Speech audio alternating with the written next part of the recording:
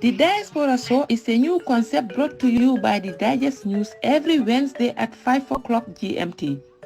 This is a program designed to showcase the activities of Gambians in the diaspora, their living conditions, and situation of migrants. It will also highlight conditions and issues faced by female migrants in the diaspora, a focus on new immigration laws, the Gambia government's efforts, and challenges towards addressing the constraints faced by Gambians in the diaspora, among other important issues. Follow us on the Digest News Facebook page and YouTube channel for more details. Sponsors invited. Okay, for more welcome back. information, Good evening, viewers. Good morning, wherever you are. Okay, I'm so sorry. We had some technical issues. That's why we kept on repeating. Okay, welcome to the Diaspora Talk Show with your host, Sarata Jabi.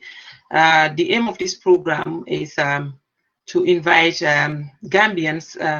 in diaspora to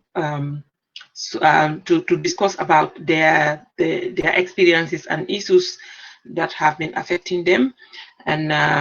other important issues like immigration, on some difficulties and experiences, being good or bad experience, depending on whatever experience the person might have. So stay tuned, and if you want to join in, you can click the link to join in via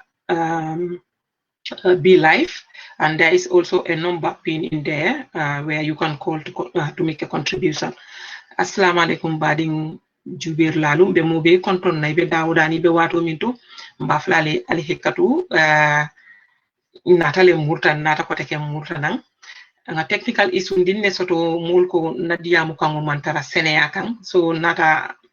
computer change le pour ka do use o kamala mbaflale ali hekatu andu time of na ngaminfo time tata recording so ko ngafunu jam rek na programme bi wolum diaspora soti bi lum ba datikam diaspora talk show programme timi yaro nga kere kere mbadi gambiano le mi be bantala banko kan pour nga kacha ka jubi mul gambiano le mi be bante kam ko le akul le soto ani kam mantora le soto ani fanan la experience mi be dending asike no ku ken doti mi yalon ko they would love to share with us in more ya kacha bi kacha bedendi wolla ku kundi mi yalon ko is about Gambians in the diaspora kacha bedendi wolla nga nombal soto jere alsemin call no aning fenkoto Be Live fanan linko bi jere ni min lafta join la ise join nanji okay te fenkela doron ko min ngal entertain demanding nga kenu nyame ngal entertain demanding with na jali ngaraba jali ba kuyate ay min fo fenko la kuto gambianu la kuto milebe bantala bankuka komin be yalo nyame doron gambianu lu mulka fenkele mulka kuja malle soto jang mulka kuja malle taki jang wato do la kake ku kendo ti wato la kake ku kendo baro be min ka kende wolo be janne pour kan na dimbayal ma ko mi be so kon butum ani ngal la moy domandi rek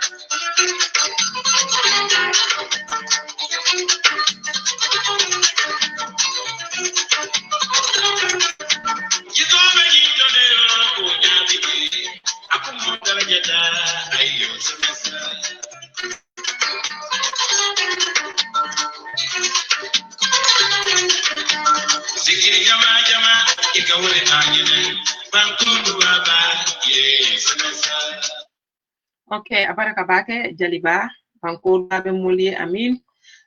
komi mbafo kan nu nyame mulka kole yal takile jam mulka ku jamal le takki jam bantala banko kan bari ni ajube sainting ntol lañi social media to ku jamalle ka kacaje bari kuwol miri ka kacaje bebe dendi mune la politiko momo wurita bi e be ka politiko le kaca momo politiko lom nimi man politiko kaca doron akam tetete kuto isul be siari ne mimbe dendi ntol fangol na kuwala because niamo e politiko niamo e politicien on banku dingolu wolle ka voting key so ni o banku dingolu ni wala nyantolu ime ma ko no woto o banku dingol nuwol mantara peace of mind kono warang ibe nyameng bantala aku woni mantara la kura mantara taka nyama abe kole yalale bari kaje poteken to min fana be diaspora tol kinul la ka wuli ko teke mbe politique kachala politico is good mol sa kacha dole mol sa kacha no mo be la right lom pour ka kacha bari nga fille like ko nyim fana mu kulete mi yalon ko nyanta ka ko discourse amu fendete mi yalon ko nyanta ka discourse le because the thing is ni itebe mo ma koy kan atare te fongo be situation o min kono amantara regularing o mu fendete mi yalon ko abede mari abe sambalan ati sambalan no nyato abe sambala ko mole walati nan ko nga finti jang ni mule kacha nga jube we forward komin be kol mi keno lambe fam ma ko no la nyaadile anim fanan mol ben na kol don no la nyaadile nyin kamala fo de maro se frano mulma amanke kuti mi yalon ko diamo nyamantara dendin kula mi yalon ko molle be keri midi be mako riñinola waran komi be mako riñinola masakunda ko tan lebulo individual lebulo kono no bari komi tol fawol ben na ko landino la nyaadile mi ya yitande ko min ko be nyaato ta soto no la jere andum be dimbayal le fanan ninna dimbayal le fanan bijam so masinin ko be so ne yano la fanan bulu nyame ngamira ko mukulite mi yalon ko important tabakele okay nga message o sotole mi yalon ko abota mole bulo kono amari mu gambiano leti abe bantala banko le kanja so wo mari yemi sennam wolom ko ate akemale yanati nan so kabirin ke wayanati nan ay min be dépensa kunto akaye ko ibe njola bilale so e kayela ko kuwodol bije ibe hapun rinjang amanke komin ko nta fala ko jamman sakunda wole ko lamol kan nta fala ko jandingol wolle ko lamol kan jama bije wokake fangol dammol lati dammol la koke ite be la muso natila ya nati nan tubabu do ko la muso le mo min futu ya gondi nan afala korda kon ya nati nan wena ikay ko sayin yedo ko datile sayin ye karu fata iben jola le domondin ngenati jamminna ale ngon ko jube bakade wo mu kuleti mi yayi tandiko wo mari abe go through kan abuse lela abe go through kan abuse lela financial abuse because ita fala ko nganna do ko ke ngan tarota ngako sa ngado ko ke ni karu fata yenna ko do tayam tambulu because itelen nadena okay pour ka rimen ko teke programme ni manke gender programme ke women's programme ti al salon mo nyama katun mo jama kan benu wato dolum kan ko fu so ni aje nga topic ni start nyinna topic dol ben block onole but ni aje nga start ni nyinna pour se nyo so hakilo la because ye kewo ite muso min ta ya futu ya bonda bana fa koto andum dino ya fa nyame ibe dawda la muso nyanta tar la woldo ye muso natina ya sindi ay do ko nyini fa soto e kay ko ngi natina ko do minna ibe njol ala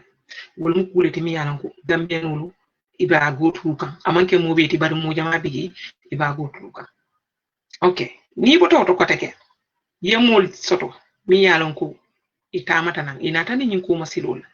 be yalan ni ko masilobe de min de nyame yana fo aya ke dunta nan iko alhamdulillah rabbil alamin huwodo idati kuwol mil boko nyaadi immigration issues because nde yalon ne libe banko kan email kayto soto kake kuleti mi yalon ko abuka soneya abuka soneya dolbi je ika wandi kaytol tay ka doku kala beyo jele dolbi je ika kashin hanleke ye doku ke mulye ye jowa ne doku ke lumina ye jowuluma bari koteke nka mol soto le ndam mangol kono mi yalon ko be mu gambiano leti yemuta ya fu kaytola abe do ko ketan itola andu fangole ata ya fu ala dolbi je ka fo e benjola which is understandable because itere tamu ila fenguti ila fta kala nyame ba kala wala nya but because of ni mari mi yalon ko kayto tabulo ko na ke dan huite tolla wala kayto tayya ni ba jula do kudla ko do nyin akatete mari la account ni nyi mari sulata kodola always abinete la ya so ngak anoda case sotole mimbe dending wala wo mari ko akado ko kenyin to yalale na pareta kodo kata wala account bari account yo lafta kodo nyin kele nyamen akake wala nyama nyi miye do ko ke wato do na sulata la fauna ya kili telefono fonto abukata andum woy mulle to kuma ay family to kuma mi yalon ko anyanta kelu aftale say niya jube ko teke nyum fana mu isuleti mi yalon ko abe modol affect kan barabe mil affect kan mil ko kela gol mum fan sun gambien no leti dol ni wol be bota dula kelen so wo mu fennete mi yalon ko mul nyanta ko woni jube la bakele mul nyanta ko kacala le nga jube mul kanan na time be spend ku kilingo kumdo politiko waran ku kotan waran nga wuli be modol la kuma jawol fala say social media advanced tale momon di laftanala ikanale bari bading jube lalu ani bading gambianolu tubab du manke enjoyment lati pour mo be modol bije inatale bari pour kamuru okete problem muti katum mandin ko kamen folon tama wulo muke wulo leti ke wulo min bije ni mandunje bukalam tama wulo fana min bije ni mandunje ibukalam mol miliyalon ko ibe go through kanyin kul na miliyalon ko ayi batandile but yet still iba do kulale ya nyefe kendeke pour yela molu ma koy sokon ali ngoto jube baake ba bari again ni nata ko teke ye mira sukonon kol fanan wo fanan isula kabonan wol bala mi yalon ko akantol tamalal affect ko teke ite moye boy dala moye boy ko tay tama ite marum amari be nyame modulato pourquoi kol fanka fay ko foy kontontal foy simantale mo ibu ko keno ibe nyaadi le bu keno hani wulu dingo bari dol bi je ni yaje ye kili do ye kili mu nakama pour yela hajo ke to nyambe yalon ne ko yini ndiro ni finditara ni emi soto ni bade ngul nyanta den dalale bari alingan tamalal fanan na welfare ngawo jube ba katum dol bi je ni la story fa nga foyi kala fi kumbola ndol nga story jama le moy yo ni bototo yena ko teke legal aid la kuto mimbe dending loyal la karola nga mol jele jamil yalon ko gambia non lo miti ye dun kayti ko kono ye loyajo akoy ko mbela kes nyin kelale ye win la ite win la ye appeal ke koy koy bajo la ko teke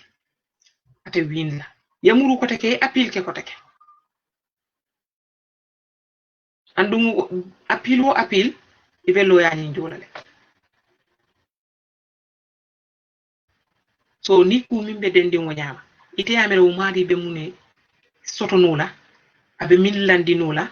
afamburo kono ka safe pour ala soma dimbayali waran abe mune kinola so on so kuwol siyatale mankiliya kuwol be fanna jamalle la o kamalanko nyim programme sa kere pour mo kacha sun kol fanan salon kuwol be nyamen jam because mo dol bije hani wuluba ibe min kono ibuka fay so it's high time pour mo li diam amanke komin ko bina sila janne ke fon la kullo lankela non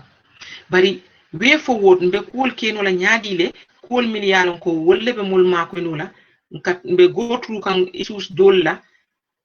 wolu ni diamuta modo e open up pay ibe ferol sotolale ibe mako nola nyame okay badi ngolu ni to ko take nga another story sotole story mi yalon ko afana mbota dole bulo kono mim yaabe diaspora le ako ay kayto soto so saying asulata passport la Gambia andum Gambia dingolo mati ay ba certificate yitande bari on top of that akoy ka charge le double price la why because abe Europe le momi yalon ko am banku dingolati ay evidence provide evidence ni yitande ko banku dingola mati pour woy passport o soto because ala first passport jama bije ni na nata dol bije ni tata pour ka asylum modundi e ka fayle so momi yala ne passport sotole obviously wala copy nyanta tala jele ni mo yala mulki pour ala fa copy le la so abenta mo fe mi yalon ko wayate lonne ko min ko abe tamadulale iko be double price le jola mone bo sabla ite officer min be odulato ite yalon ne ko ite la Gambia di yaman tambi wala munati ne ba charge la double price la fana mu kuleti mi yalon ko is affecting some people in the diaspora afana mu kole ya ku doleti badi ngulu fumul nyanta o si fakela le momi yalon ko ite no be den ta banku din yalale but because of amari tamatale iko niabe ni albe password bondi la ko teke abe double price la jola andum be ya no double price o titala mansala aranki so kono wobe hafla nyadi ofisa nyine batala so ni nata jube kajele ko bankola economy yin Kenya dol ka ko besu kanne ha jan salary man fancy bari banku dingol mo sabu tamalal mol sabu o burka government na karolna so ta imari ta fala ko ni la salary man fancy ibe ila salary yin ibati mandila mole la mi yalon ko akbata unfair. It's not fair at all. So nyimbe nyamenten kula miyano is high time pour mul ya discourse because mandin kolko momudin dabo mi bila la ran kan yole lo to nyanga good experience also tole mundi ye good sotole bad experience soto ye bad experience soto nyame good experience soto wala nyama bari ni nata ni bad experience la karola ikatar le ko sometimes aka modul affect nyamen aka dol fon bi je fanga aka kule sabu ye mi ya na ko ika traumatize dol ka depression no bele soto jam yeah andun Gambian embassy will to bondi no le mari kanja okay senyi senen di fanan ko man tara jam pour politique jam la because ni mo yame ba fala Gambian embassy o Gambia government wukaya keta nyaaw fo mul si to fo because it sirin to leji man sakunda be siri banku dingo bele embassy be siri banku dingo le midi be banku ka woto ni banku dingo be takan through cool la milialon ko is against their human right foytol ya kalamuta foy ma kalamuta but ni ya kalamuta anytime nga mira la ko inyanta ku kala jele because wala mi tolla ru jam katum momo de mu Gambian oti mu taxpayer lati ni tamante taxpayer ti ila one of the parents because ko da Gambia ba fala minna buka tax ju ando tax wala kama sakunda samba amanke o dammanti bari wo is the main one wala kama sakunda samba so mansa Gambia dingul be la nyanto le right lum pour government e loye andungi la embassy fanan be dawodan ding e nyanta fero kelale mol mi yalon ko ibe bantala banko e ko ya takikan yema koy isa mo je mi yalon ko Gambian olum be larim bantoto ngol be jele ale hekatu nga text soto. Okay. So saying nga story mili fo jang wala muso nying ni ke yanati na ayanati munela pray na na ita taranyuka bari anata na fay ni do ko ke ben jolane nga ko do men spend ikunto nga mo soto mi yalon ko avec banko kane ko aka do ko ke wandi kaytola wumali ka abuse financially kala ko ta diata nyame nga mo soto mi yalon ko inata le kayto soto ye passport because of ya file ama ya file ay Gambia contact pour replacement wala iko abe double price le jola because of abe Europe le so nilom kachati nga mil soto jang ni mil lafta join in na ise call ke number be pin jele mil be England bantala ise 004474 05579495 warang ise join no linko bi jele on Facebook jang ise join no le be live la pour yela contribution okay o ise text o sen no le ise comment nang comment box oto pour ga ke ila contribution okay yeah and then mole text o sen nang hold on okay so that's it so wala tinan ko nga ko diam nga jube molbe ta kan tru minna ati am kule temi yalan ko amani mol manyane di is high time pour ko yin mol ya ko discuss mol kan ide ati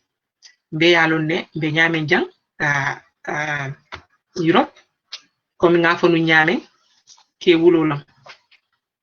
ke wulodu ni man du njibu kalam bari kan ngani story mi na ret jang it doesn't mean coming ko that's what everybody is going through obviously ngalon ne ko mobe ti taturu no wala bari fello million ko they are true stories yeah nga call lesoto hello you want to join in or okay nga caller soto jang hello caller hello assalamu alaikum wa alaikum salam malum fo mulke moyle okay ikamay ntebe moy kanne jang loud and clear malum fo viewers will be moy kanne okay you can carry on right abaraka baake program modia tantalam f baje thank you f you look beautiful oh thank you Kapo Dorongo, yeah, I know a problem also to technical problem also to long, but I think it's all going well at the moment. Yeah. Ye kacha ye story men be for jang in story sabol be balafa water and do be important for moya kacha. Because I miracle it's a big lesson for tol men baby jang. First one on yingam rental after contribute water the Monday. Okay. Memo musoti me along ko akimara sambananja. Baparisila nga kanyin ka kudola praya jodana ka I expenditure menka kan praya naja. Akita kuti me along ko komye afanyameng drong it's financial abuse. And stories ifal siata diaspora to jang bakile. And it's not basically discussed within the society because personal fenem komfengo me along ka be keo ni musori mai fudu keo fendolje you cannot just bring it out in the open because of ila privacy la motialo so akeke kuti me along ko musu jamal ka depression or sota like a traumatized out of it or like a stress of alabakele because ning fem bije me along ka bete batandikan and you cannot discuss it share with others akakole abakele it eats you up over time yage ko musome alonko itenata nyimbanko kan tonya ini ke manyanta nyoma ko ela bayri jang things are very difficult and different from tolnga men long suokono bayri jang bilol siata to be ngalo no ko bilol siata you know femman sotto jang me alonko is free ni mantara hanata ko be welfare benefit system o kono hani bi fengo be ba jolale so it's up to you kaji be ba manage la nyame matakundaka mentila ibo manage la nyame bari hani medbo wol kono wol fananka struggle le anyway yes so bari yalo meni alon ko wol besbo kono le jana Gambia wol buka wolon buka lo yo yaji badi wol itela side musola side badi wol be nyinin kala ko dola wala makoyrola ke wala side fanan bita musol be bulo kono le jeke be bulo kono le expectation of a high back yeah so on top of all of that expectation and spend data menkela so kono yena foko rena ike ma fanan jo we sambana nyame jang every month ni me women so ya di wala ya lo fanan koleyata le kay so I ngamero ko more nyanta a big lesson lan la nyintole especially more akake both sides lela because do bije musole ke wa sambana yeah and ni tata biti ko talentin ko sila ngani membe wile saba wile na ni ngol kon fultena sai ngana ngani tala ko ya sata nyamen doro so I guess we should try and understand nganyo ma ko bari nganyo understand bari ni te kewo ite me muso sambana wala muso rete sambana jakana to ko be sate dol to mem manke jante maybe be kasa masla or something ila muso na ta futu wala jeto ita fala ko nga paso mem pondi kuntajo yaje bayri itele ya mari fudu ibe dawda nyanta tarla wolto fo wonte obviously yo so ngamira the way it comes across abenya takela kachala kono kaita ndi musoro ko kodo membo tai kunto asiata lebitu niedo ko soto nganyoma ko ite jammo tande nga jammuta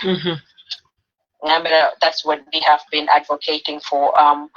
a long time by the dependency jama fanang akajuta na ya sambana ko kono to nyala woti kay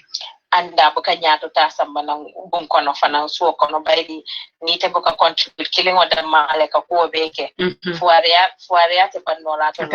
fuaria bela fala jela fo wonte so yalo mbadi musol dol to fanan dol bije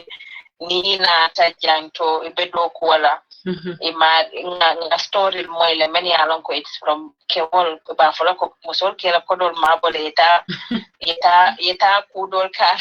yeta or someone landing whatever yeah which is an asset anyway but was story fanang bijele but I know that's not the topic today but ngalon ko wol fanang bijetol so that it's all up to communication ngamela ke woni muso be nyanta communicate lale and then it's very wrong nyanta ka condemn la ko niyo muso samana njang to wala ke o samana njang amari is not obliged to pay you body if you know the better that decide ka samana so ngamela nyanta kala mention the wrong walem kanyo kadia munyo edal kakacha kajibe ibe nyoma ko ela nyamento bali ngalo ne nita dino la sai men mo muslim mo ngalo nako keola musola responsibility ala danyi no anala besira dami ngani ala fita fato bebe keola bala yeah bari niaje mako elo kake dunia saying advancement wala ketan to way of life among sustainable anymore because especially young it's impossible not to be able to call almost no baby to call ya for mo killing damma ay ko beke ya try to kenola no ba call ya lale yeah so this is very good that yin story bondina ka more awareness raised around those issues because ning sifa jama boka kacha many kakacha it's more around the politics and then maybe a lot on immigration stuff but new cooling door was a more from as I said was a more depressed no like more traumatized with it and hani musonya want productive no ika musudoji ka make yang komu ikatala oral studying ibuka understand ikatala solving all the time. What the issues that they're dealing with so kono the big issues many along what they affect from wanyama. So and ibuka platform so yes. Yeah. Because what they are going through, sometimes ibuka trust no more la pulka ta fire what you are going through. Yeah, because ibuka long amari bita for dame. You understand? So akakole yale andung always nde yalo ni kuo beto mi yalo ka ni otora ni musoto ini mi ya discourse. Ika ease the demand you feel at ease. You understand? Because pulka talale. But I tell you, kono te ika dol jele fango wala ka ne ke tara silo kan fango ibuka lom fango ikam dol ka tara kun kilim diamol wol be mo kule ite kulon jele bari ite mbe yalo ne be do kula damen refugee and women kam tanga kola dole soto nang min dunta nang on be life ila contribution wo bitata le barkele the last one to say that connect ko mo be situation of okay, we button please. Okay, carry on. Help care ne purumoli help access especially more many along ko katun tolbe UK jandela ko understand. Puru ye reach out do be nima comfortable puru ni monyo Gambia no diamo. It's other agencies try no many along ko in Maki Gambia Gambia no comfortable terminal no support will be available no be helpline will be you don't need to do anything puru ka call ke then kacha ke basis of carbon because sometimes that helps as well. Okay, so I say more mark no number maybe some more nang kotake please nga do sort of studio to isa mo na mark no more information na yamwe. Okay, baraka back alright. Okay, assalamu alaikum. Yeah, my sister. Yes, VA. Yeah, man. Okay, welcome to the show. Bismillah. Okay, thank you so much. Isa for nobody will labor call ki kam mintole. Yeah, I'm call Lisbon there, Portugal, okay. Yeah. Okay, bi tay muna soto nañu kacato coming nga fo ñaabe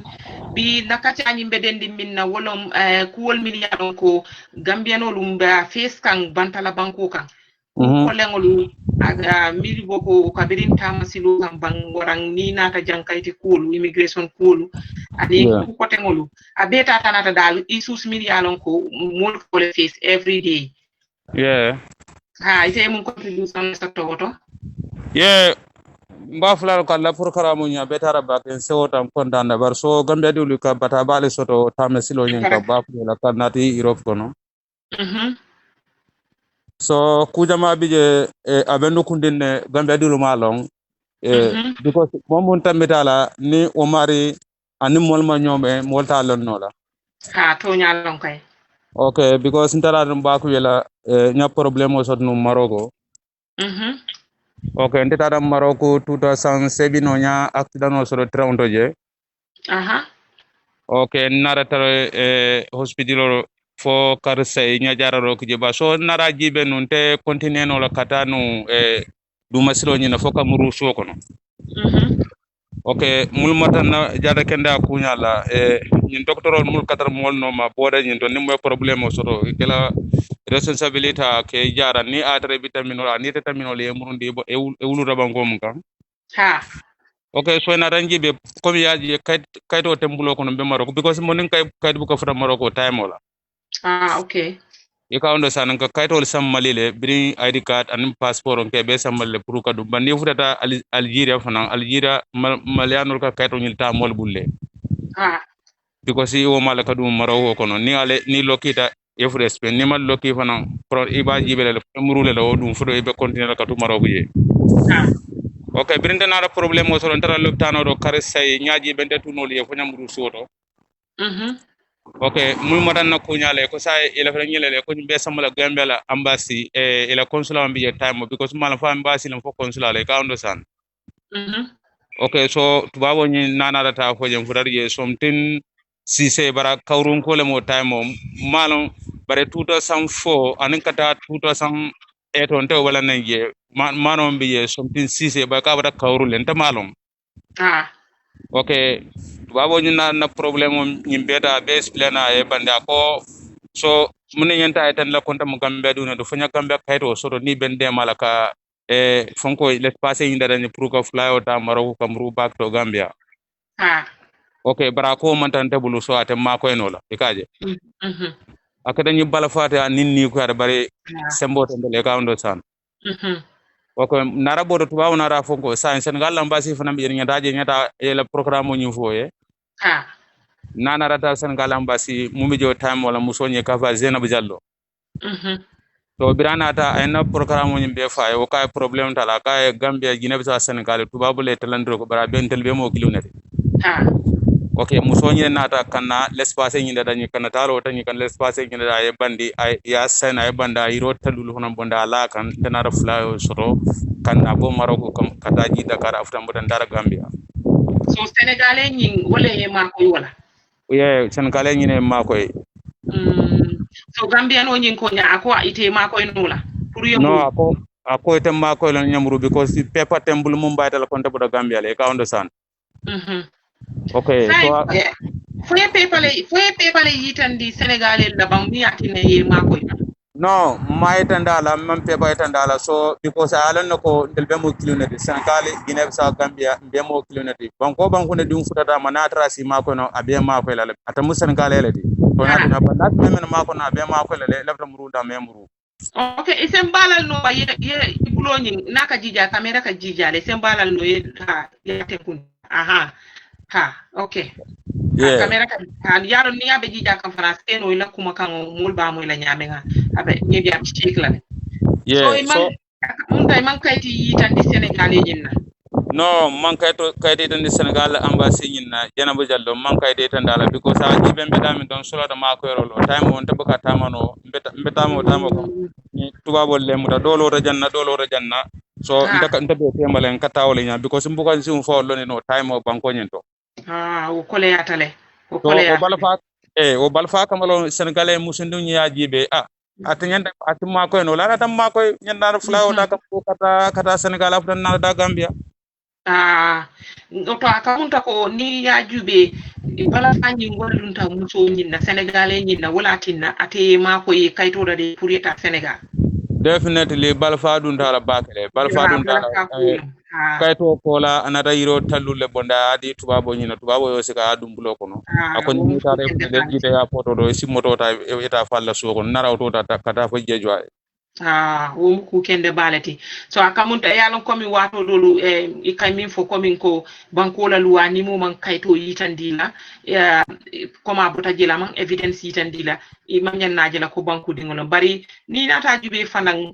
ikakkango min fo ko kango le fo ay kango fo min nyate fo mela adres wo fanan faye bota damen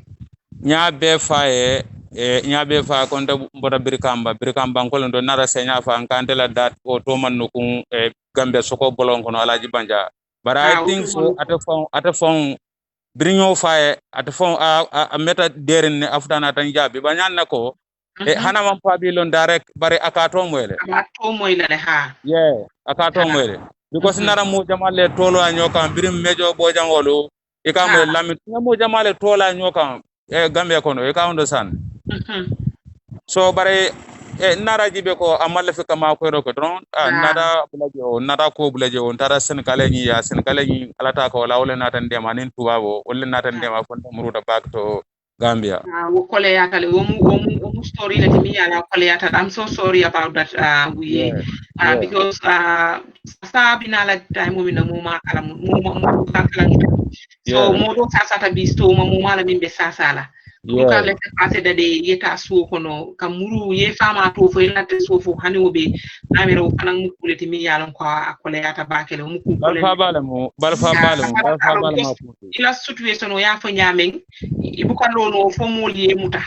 so ni muta ko ye muta ya understand ibu kan no fo wandi molu wolle te mako ke muta o ko la ko take wandi banko molu wolle na na te mako le se passé na kamuru ka ko do la o kam pureji Sénégal ko musende ni yalo ko nyinga bala fa warata bakele bala fa warata bari ngamira inde injubi kan ngani nyantalon nana ko momon di ni be place o place to minya yitan bi ko nyanta mul ma ko lale ngamira be beti ara jiri mul ma ko sako ni nata jubi gambiano to le no ma ko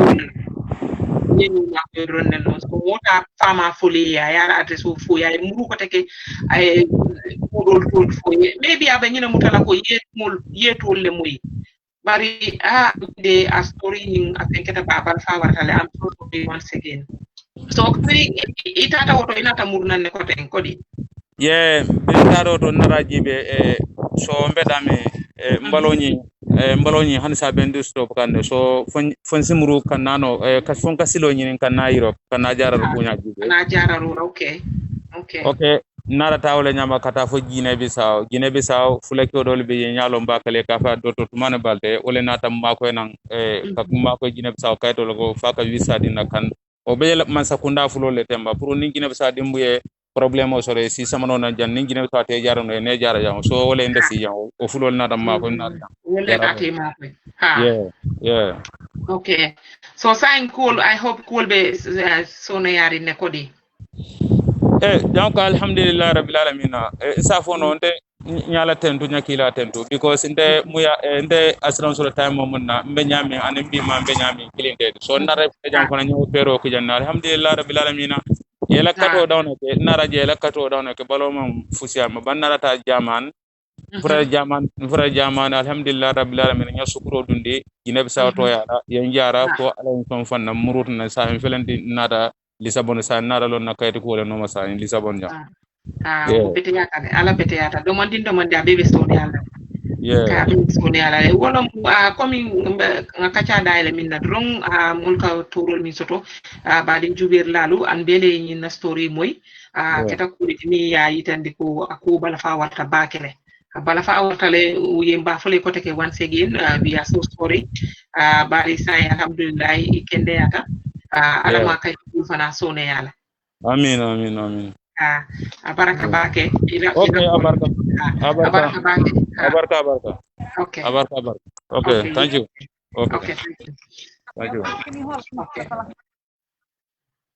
okay baadi ngul mbele ya moy ñola comme nga fonu ñameng ñinna story abala fa waratale ye tama iman kende ya laisser passer pour yema koy pamito le yemuru suko kono wole ketate la problème odi andum koma fo nyame abukalo no fam mu kuleti mi yayi tandiko amanke ala sasa nyin asasa serious tale fo mbadi Senegal wolle na tamma koy ka kayto da dai kamuru ka kodo la kan ka samba ni mumole kawandi balete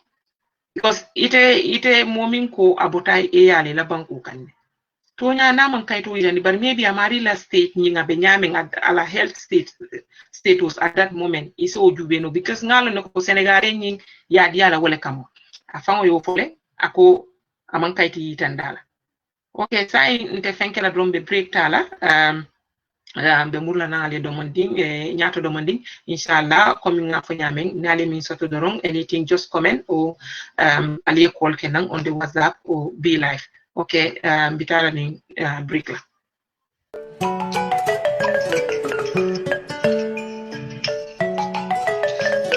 The Diaspora Show is a new concept brought to you by the Digest News every Wednesday at 5 o'clock GMT.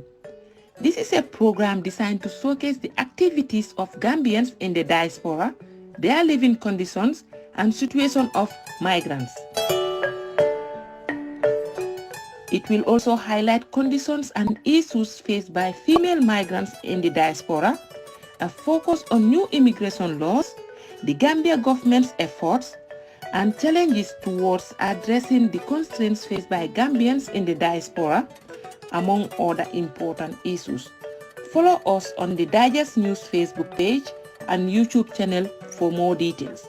Sponsors invited. For more information, call us on 004474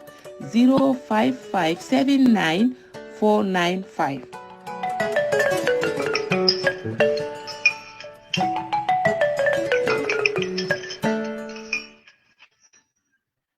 Okay, welcome back from the break. Coming, Carl, remind ko, albe the digest news le jube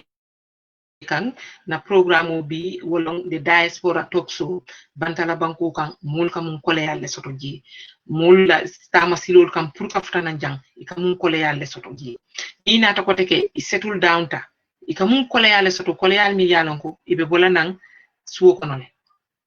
no fana kacale mun domandi bari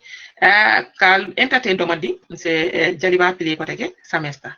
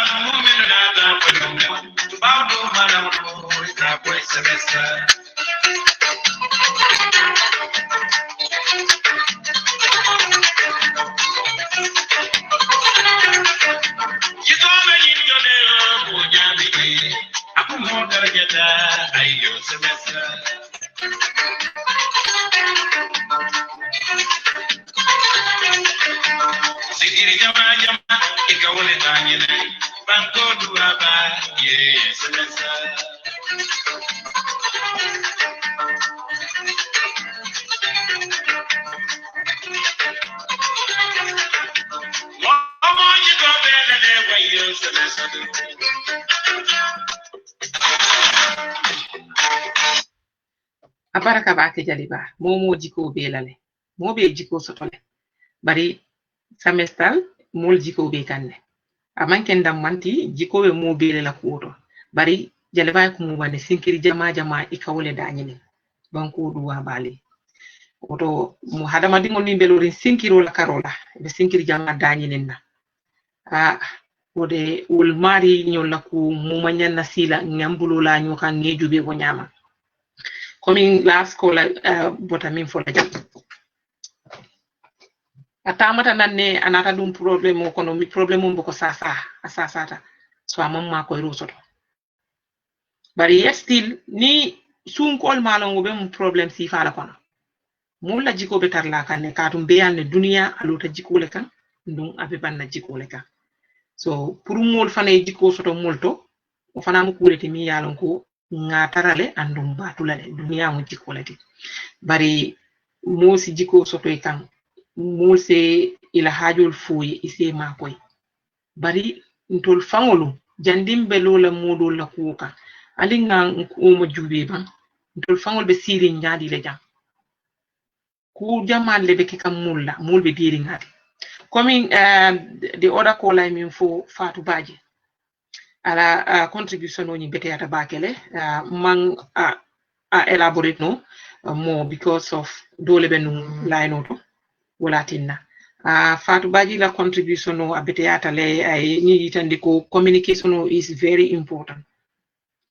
kacha bete ata because atayala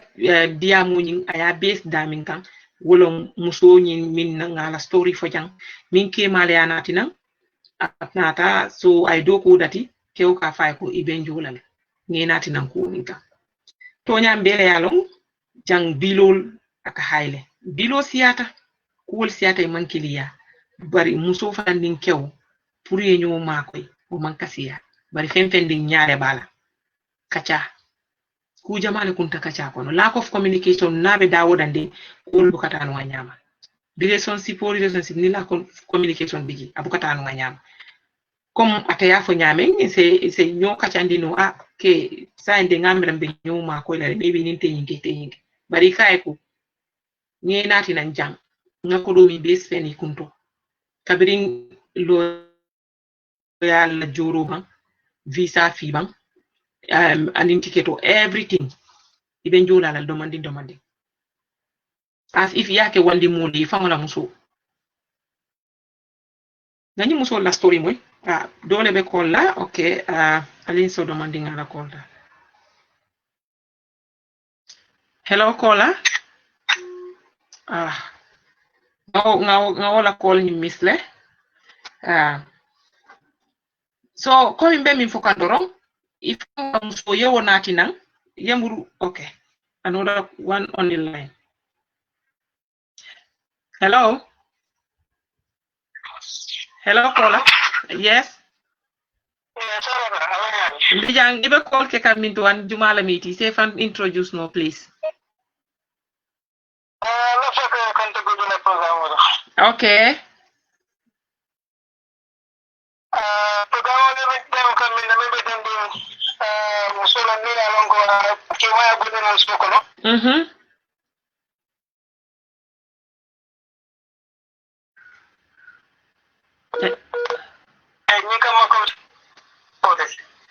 Hello?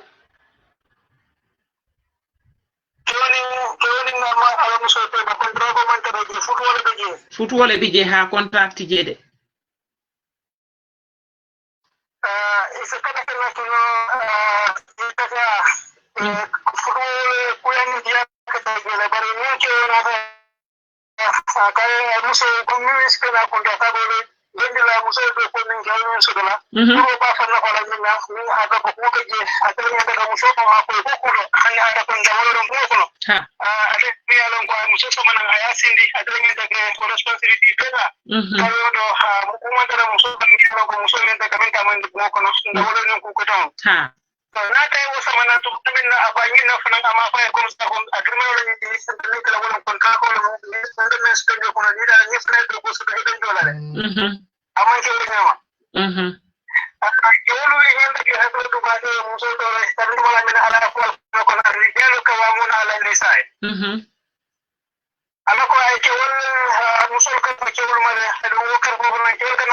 as an advantage.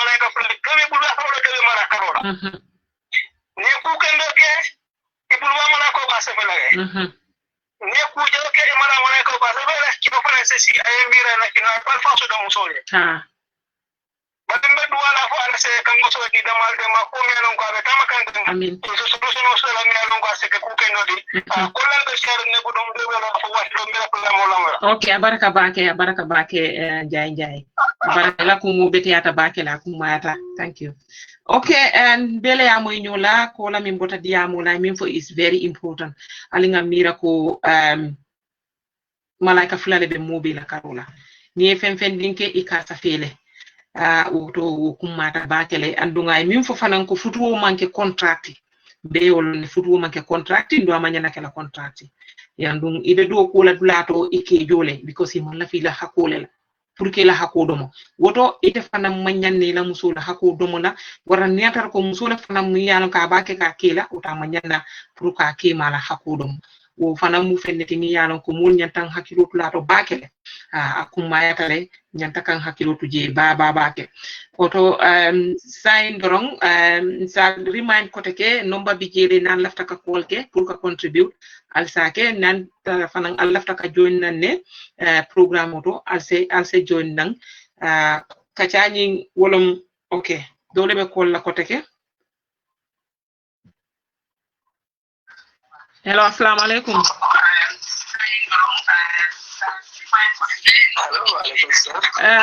Isela, can you mute your other device, please? Okay.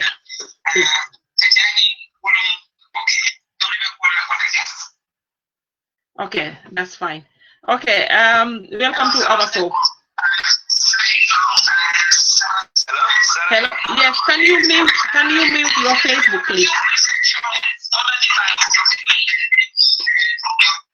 Yes, Senator. Yes. Hello? Yes. Hello. Yes, Senator Mandla Sala. Asan, welcome to our show. Thank you. Thank you. Anyway, congratulations. Thank you. Yeah, that's right. Actually, the show is very interesting, but I think let me speak in Wolof so that your Wolof listeners and those who will watch the videos later will also get the message loud and clear. Yeah, that's fine. You can speak in Wolof. Yeah. I can speak in Mandinka. I can speak in Fulani. No, you speak in Wolof. But I think let me go for Wolof. I'm more scared. Okay, speak Wolof. Yes. Yeah. Anyway, yeah, basically, and quickly, comme lu ma doon wax mooy maa ngi nuyu ñuy seetaan programme bi yëpp ak ñuy dégloo. Thank you. Di rafetlu programme bi rafet na trop. Di la wax tamit gàcce ngalaama. Jërëjëf. waaw programme bi idea bi baax na te foog naa lii pour ñun Gambien si yëpp la Gambien si nekk si diaspora bi. waaw because comme no ko waxee nii ñu bari ñu fi diaspora bi fii am nañ ay jafe-jafe am nañ ay soxla am nañ ay problems waaye tamit am na ñu bari ñu am lot of good success stories. Waaw te programme bi moom comme dafa generalize bu ñu ne di diaspora show it is purposely meant for Gambians kon lii Gambians yi kontaan nañ si ñoom comme nu ñu dugal di share seen ideas ak experience ku nekk di wax sa xalaat ak tamit li nekk seen boor si réew mi nga nekk. waaw ci gàttal man fi ma nekk nii Germany Gambians si bari nañ fi macha allah te fii ku ne Germany xam ne ne is the center of Europe. Of course waaye tamit nag Gambians si fi nekk bari nañ fi te ñu ngi organise xam nga ñu ngi am lot of associations ñu ngi am groups ñu ngi am tamit ñu ngi organise suñu bopp daal in a way that ne dañ ngi am lot of activities fii. Okay. te tamit am nañ ay association yoo xam ne nii dañ dee jàppalante suñ biir ñu neen ku fi am case ñu am court case ñu taxawal la ñu am other cases ñu taxawal la ku am sax ngénte ñëpp dem ku am xew ñëpp dem comme niñ ko defee Africa. li tax ñu def loolu mooy pour booloo ñun ñëpp gën a nekk benn jàppalante xam ne ñun ñoo dëkk fii suñ diggante bi gën a dëgër ba tamit ñu mun a feel at home maanaam fii mooy suñ second home donte Gambia lañ dëkk parce que fii lañ toogagum te tam bëgguñ kenn toog fi nga wéet wala nga am soxla wala yenn jafe-jafe ci suloo sa mbokki Gambien wala ku la taxaw wala ku la jàppale. waaw si biir loolu tamit xam naa dinañ dugal tuuti si côté politique bi tuuti rek politique not like party politique in passé I mean on the side of migration. waaw parce que fii moom ku xam ne ku nekk xam ne fii Gambien si réfugié bari ñu ngi fii nii te am na si bari ñoo xam ne nii depuis bu ñëwee fii xam nga Germany daanaka dañoo duggee Italie sax wala feneen waaye fii la ñoo mujjee ñëw toog Germany. te si biir loolu am nañ fii nii sax mbootaay boo xam ne nii ñu ko ay Gambia Refugees Association Europe branch ko pour jamane Europe bi yëpp la bo sama ci person bi moment depuis last year te def nañ jéego yu bari pour jàppale Gambian migrants et refugees yi fi nekk yëpp ci beneen côté maanaam pour weccoo ak ñoom xalaat experience ak tamit lu bu bees su génnee ak yeneen jafe-jafe yi ñi am ñu xam ko xam nga waxtaan ak gars yi nekk fi officiel si nga xam ne ñoom ñoo responsible affaire yi migration issues yëpp ak tamit Gambia government suñ soxlee something ñu binda press release wala ñu binda leen letter o wax ak ñoom waaw te maa ngi ñaax boy si yëpp ak ñu fi nekk yëpp Gambian si ku nekk di follow programme bi every Wednesday 5 p.m. Muna tune into the Digest on Facebook Live pour muna ñëw share seen ideas yi share seen stories yi share seen experience yi waaw ñu fi nekk nag wax dëgg yàlla ñu ngi try ñëpp ci jàmm alhamdulillah sant yàlla ñëpp a ngi try ñëpp a ngi daan seen doole xam nga ñi ñu ngi jàngal language bi fii ñi ñu ngi liggéey ñi ñu ngi dem school te loolu la gën a rafetee loolu lañ di encourage boys di ko defaat ñu fi nekk yëpp kuy doomi Gambien loolu lañ leen encourage loolu am na solo nag tu mooy ak tamit gars yi seetaan waaye kontaan nañ si torop di ko rafetlu bu baax a baax te incha allah am na yeneen boy yu ma doon wax ak léegi nii for your information ñoo xam ne ñu ngi ba Malta am ñu ngi seetaan programme bi ñu ne te wax naa leen sax encourage naa seen na leen na boobu sax na leen ne nañ dugg ñoom rek ñu wax ñu seet seen ideas they are welcome gars yi am time def loolu su fekkee amuñ time tamit kon xam naa ne you know next time incha allah suñu gars yi la joxe incha allah baax na jërëjëf thank you very much Afan lu ma si jum nag ñu ci baalal ma lu ma si lu ci rafet tamit ñun ñëpp ñoo ko bokkante xalaat bi ena bi yëpp jubluwaay bi benn la mooy pour mu rafet waaw thank you very much Asan Sala calling from Germany Asan sa contribution bi baax na trop li nga wax fi is really important ne Gambians ñu nekk Germany dañ am seen association dañ dee dimbalante dañ dee supportante and then ku am problem rek dañ la dee bindal a kind of a statement or testimony in support of your legal or your asylum case loolu baax na torop loolu moom nekka jóge benn réew ngeen ñëw daje feneen ngeen nekka benn di dimbalante loolu dafa nekk loo xamante ne baax na ba pare Gambians ñun loolu lañ xam fuñ jógee loolu lañ xam dañ dee nekk di dimbalante loolu moom dinaa leen wax ne keep it up loolu is very good ngeen baalal ma nag suma olof yi mënoonu rek setut noonu ok baden juuɓer laalu amurnade ko teke min mbota kolola wolom Asan Salati ate be kol kan jamani le ngamirat dal mobe bala ko mo because aketa nyaaw nyandi surwa kan ngombe ka do mandi sunyanu jele bay min fo jang akumata bakele wolom itolje e kafol soto jele tol damangolu ka nyuma ko le ni mimbe asylum kono ye makoy ye safero ke ibe min sambanula pour que la case ni support ni mi kulli soto o mi kaira soto e kaira tana soto be ka nyo yale mba frale Asan that's very good aliwo muta nyamin alama o kala nyato tati ngamira o kafo sifal fana bedula jamal tole ntol fangul janga sifal soto le Gambia association soto le jang ani association do soto ka mi grab association siatale aning oda group solu mini boko comme momondi bota fanna minna bota tundo minna Gambia ngol sifal sotole kiyang sotole nga baribu soto nga nyomi soto nga jara soto nga nyani soto dula jamal dal nga lamen soto sukuta dula jamal ngebe soto le jang bari komi din data o fanna na karula wo mu kulete mi yalon ko safu dal wolom good experience woltin kamilu je warang safu no ko success story so komi ini mule tara nyukan albenyu ya la albetu nalbe lela ni kaira soto yena ni tana soto yena wo mu kulete mi yala ka feel like you are home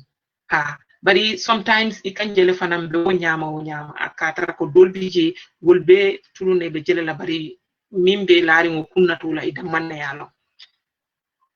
yalo mimbe la bungo kono because of ibuka support fanan soto ani ngafo nun ko man to ko dol fanan bije lanna yayin ibe lala jumalla ye open up to marry pour que la story fay bari coming Fatou Badji ye kuma ki fo jam mi yalo is really important wolom ni min benin situation sifa kono helpline wol bijele imari semil kolno imajara ko ise mako wol dol bije imanke gambianolti natara ko imari benin situation sifa kono bari mam pare pour mul yalo ni fe ise wol kolno le ngamira Fat Badji abe kol kala le nyato demanding pour aseo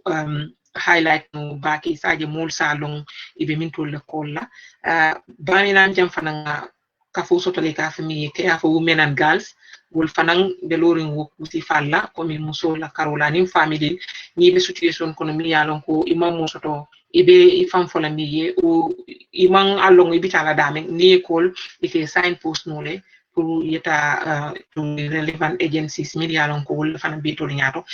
ma ko no nyame bari coming diamu mandan wala diamu tatale fo ni muso ni story le ba diamu tatale fo coming mulla to rakul jang andum na kola do fana yala story fole so namira banku di yamu winti wala nga nyuma koy ni min ni kili kumbuta dron bele nyanta ka kumbu ni do se wota bele nyanta ka sewu nga nyuma koy ganna banku di yayi tan nga support yi tan de nyola sa inte fenkela doron se comment sol demanding read jang okay mili yalon koy ben jube kan jang di commenta ani minimum comment ba falal bi ara baraka aja France FD Drame bravo dia thank you aja fa sanyang jamme jilanka ako is true yeah thank you boss lady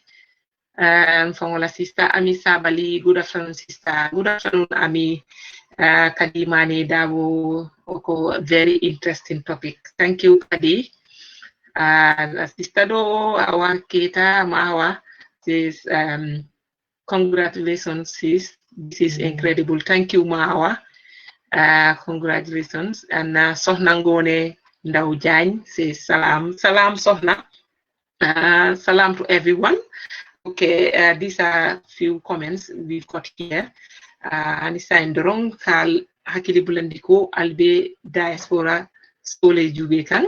on the digest news sign na wato kelenti aben jamfa kan wato man jamfa binala diamu kumfalale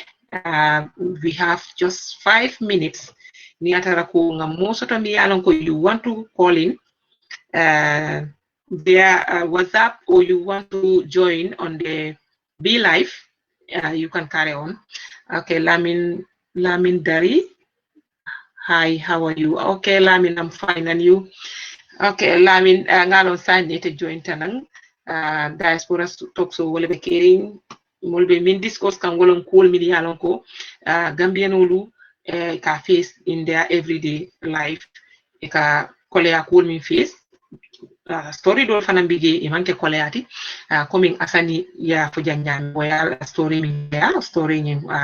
for me to laji kanyuma ko nyame wo is really important ko betiatale okay another person again our yai Aliou Salam sisters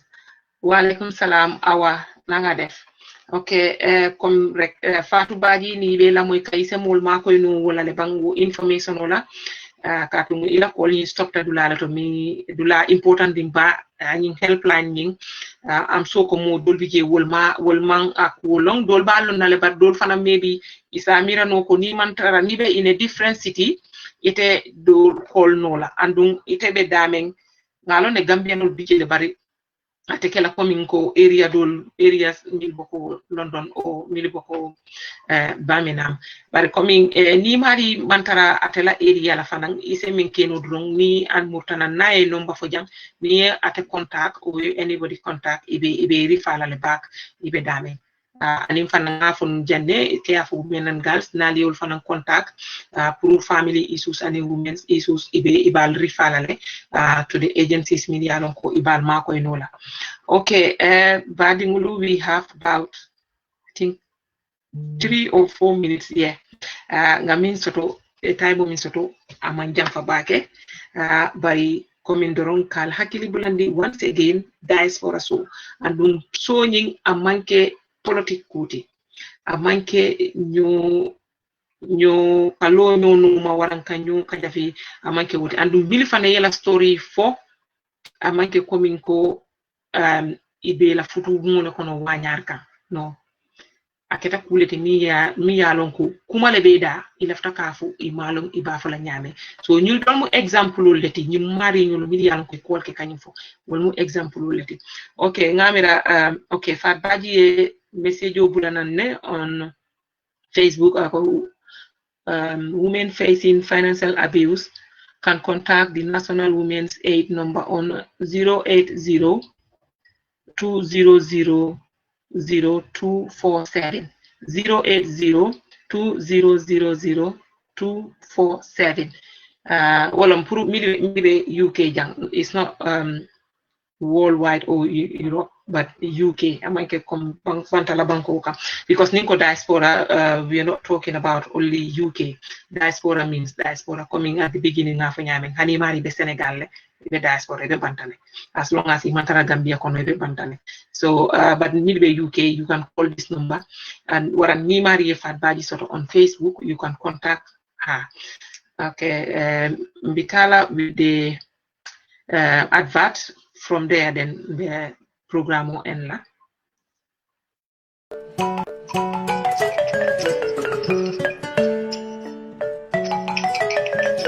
The Diaspora Show is a new concept brought to you by the Digest News every Wednesday at 5 o'clock GMT.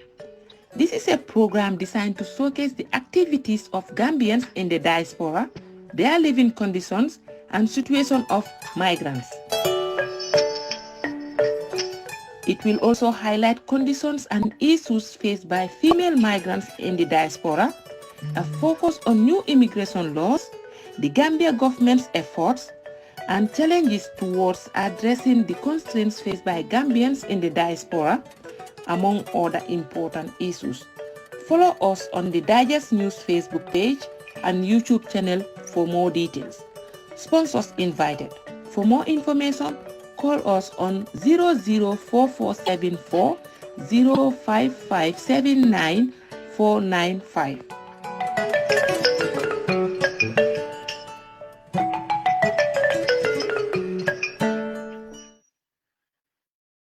Okay, welcome back.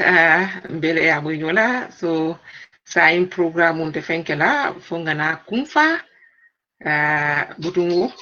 na ninjali babula mba mobe tentulambe mobe jayila mili alonko yela kaimuta kanjube jang mili alonko ye kolke contributor ye textol sendang mili commenta falang de mobe tentulambe mobe jayila mba folali for next week inshallah bari alsa hako bo indi mole binga technical issue min soto next week inshallah mba try la ngol avoid and ni momo anything soto itemol contact no okay ala baraka bake intelom albadi ma sarata jadi for next week inshallah